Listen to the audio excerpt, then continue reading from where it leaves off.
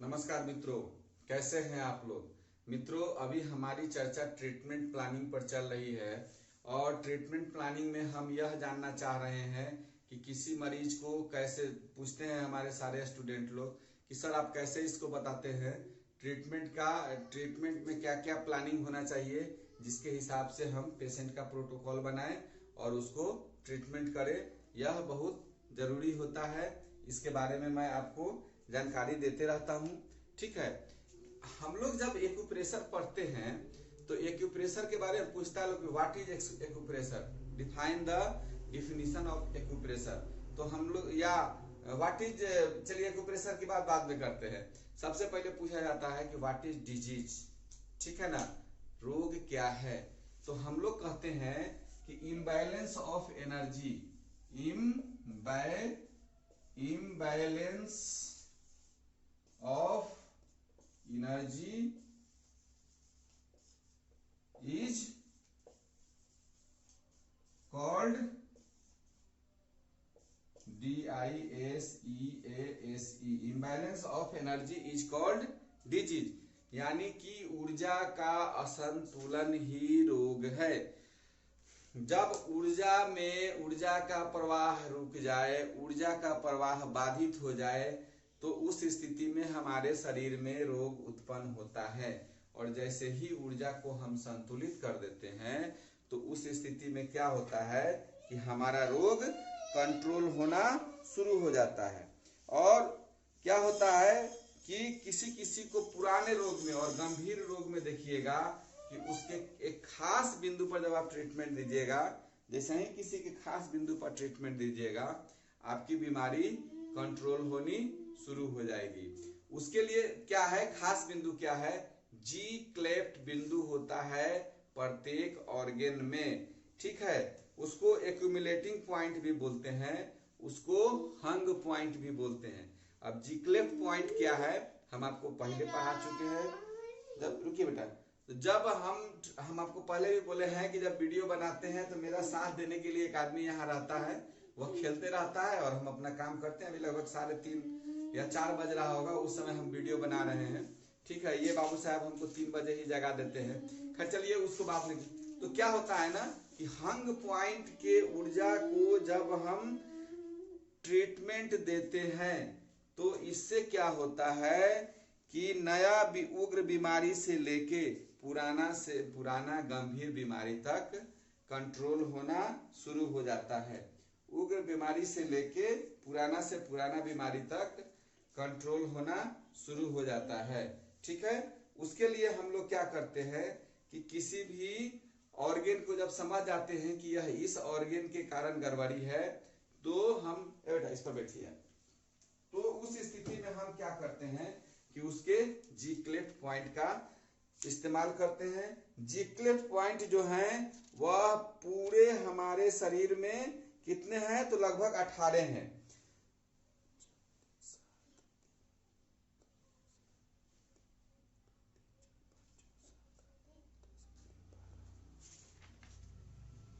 एक 2 3 4 5 6 7 8 9 10 11 12 13 14 15 जी cleft point जो है हमारे शरीर में वह 16 बिंदु हैं और 16 बिंदु का अपना अपना महत्व है। अगर उससे रिलेटेड किसी प्रकार की समस्या हो जाती है तो उसका प्रयोग करेंगे तो वह जैसे ही जी क्लेफ्ट पॉइंट को हम लोग, इसीलिए हम लोग कभी कभी क्या करते हैं कि जी क्लेफ्ट पॉइंट और ऑर्गन सोर्स पॉइंट को हम लोग ट्रीट देते हैं। और ऑर्गन सोर्स पॉइंट को क्या किया जाता है, हमेशा टोन किया जाता है और जी क्लेफ्ट पॉइंट को सीडेट किया जाता है। यह हमारे विद्वानों ने बताया है। लेकिन हमेशा किसी भी ऑर्गन की ऊर्जा को सिर्फ टोन और सीडेट करने से बीमारी कंट्रोल नहीं होती है। सबसे पहले समझना पड़ता है कि आखिर इसके किसी भी ऊर्जा के स्रोत में कहीं ऊर्जा बहुत अधिक तो बढ़ी नहीं है या ऊर्जा डिफिशियंट तो नहीं हो गई है। हमको अपने जज के हिसाब से देखना पड़ता है कि इसके ऊर्जा को बढ़ाए या घटाए। अगर कभी कभी क्या होता है कि जब आवाज में क्या बोलते हैं कि जब आवाज हम लोग का जब लॉस हो जाता है, लॉस ऑफ वॉइस हो जाता है, या क्या बोलते हैं कंट्रावेक्शन जब शरीर में उत्पन्न होना शुरू हो जाता है, ठीक है, या लंग रिलेटेड कोई डिजीज हो जाता है या लंग्स रिलेटेड डिजीज हो जाता है, तो लंग्स का जो अपना जो जी-क्लेफ्ट पॉइंट है वह LU6 है, उस पर हम लोग ट्रीटमेंट देते हैं। और उसके बाद क्या बोलते हैं कि अनकंट्रोल मैंने बहुत सारे हर जी-क्लेफ्ट पॉइंट का अपना गुण है। जी-क्लेफ्ट पॉइंट पर एक बार आपसे और अच्छे ढंग से इस पर बात करेंगे। कुछ जी-क्लेफ्ट जो 16 जी-क्लेफ्ट पॉइंट है इसको लिख लीजिएगा।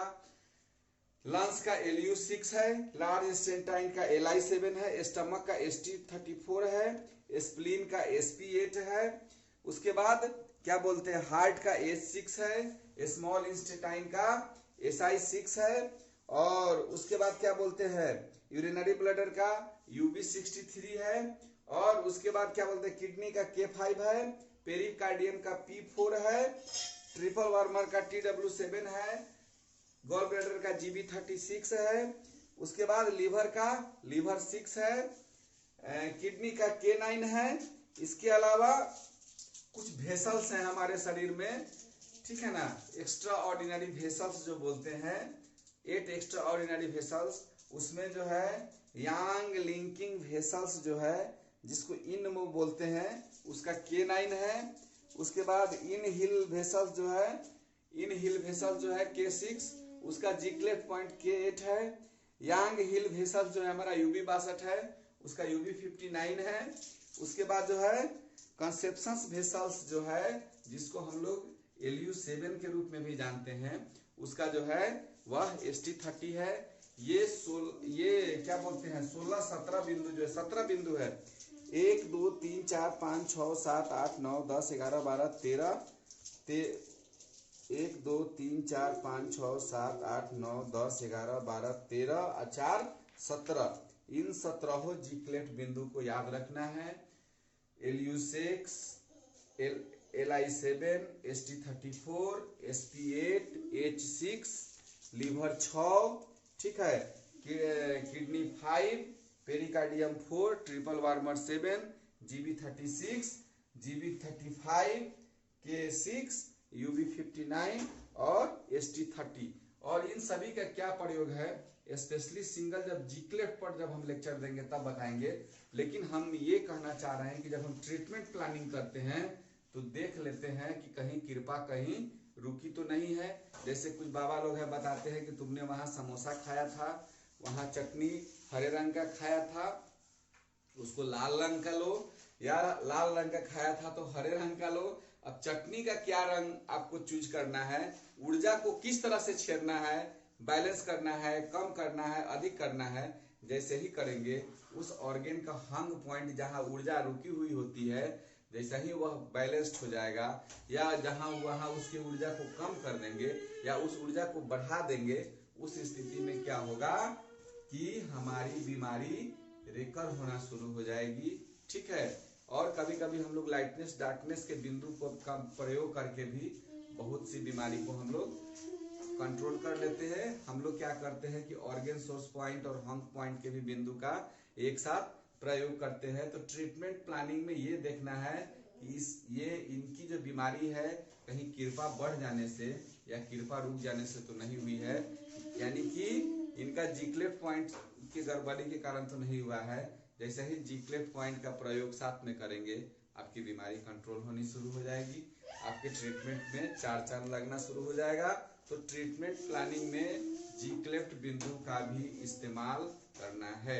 ट्रीटमेंट प्लानिंग में लियो कनेक्टिंग बिंदु, ऑर्गेन सोर्स बिंदु का भी प्रयोग करना है, ठीक है। ट्रीटमेंट प्लानिंग में लोकल डिस्टल पॉइंट का भी प्रयोग करना है।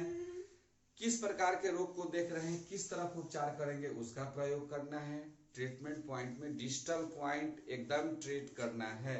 उस जैसे ही किसी से और किसी के ऑर्गन रिलेटेड बिंदु के डिस्टल पॉइंट को ट्रीट करेंगे बहुत अच्छा रिजल्ट आता है। आप करके देखिए। अगले वीडियो में अगली जानकारी देंगे। तब तक के लिए नमस्कार, धन्यवाद, जय हिंद, जय भारत।